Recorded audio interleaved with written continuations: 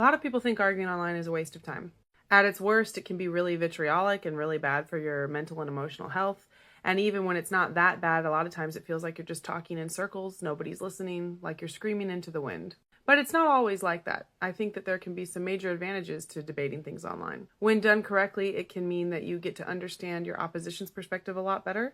Even if you don't agree with them, hopefully you can at least articulate where they're coming from in a way that they would say, yes, that is what I think.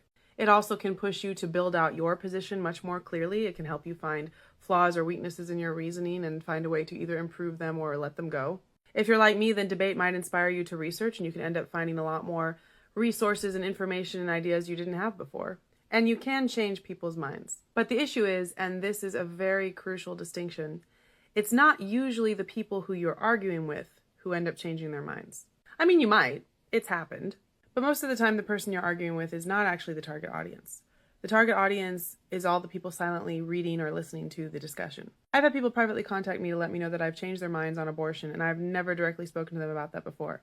And I don't mean just through my role as executive director of Secular Pro-Life, I also mean in my private life. Typically, they were reading my online arguments with other people, and I brought up points that intrigued them, and that was what began their reflection. If you think of your online discussions primarily in terms of silent observers, it should change the way that you debate. First and foremost, you should try really hard to never be a jerk. I am not saying I'm always good at that. I'm just saying we should strive to do it. Think of yourself as an ambassador for your position. And the silent observers are watching not just the content of what you're saying, but how you are saying it and how you are treating other people. This doesn't mean you always have to be really kind and sweet, but it should mean that you aren't overtly rude or juvenile or aggressive. Just go for calm and factual. And keeping silent observers in mind should change who you engage with when. Specifically, there's no point in going into a 100+ long comment thread.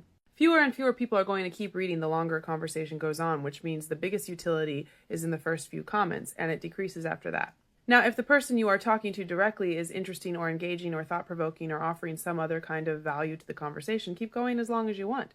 But if they are generally being really rude or aggressive or their arguments just aren't that inspiring, feel liberated to peace out after it's been a while. If you want to maximize utility for the amount of time you put in, you can also try what I call the hit and run comments. This is when you see some kind of public post that has overwhelmingly or uniformly pro-choice content, and you just post one comment where you give a pro-life perspective, maybe with a link to a citation, and then mute the notifications and leave. Maybe your comment gets dogpiled, maybe it doesn't, but at least you put an alternative perspective out there for anyone who's skimming, and it should have only taken you a minute. Over the years, arguing online has given me an enormous amount of knowledge and resources and connections. It's not for everyone, but if you have the disposition for it, I highly recommend it.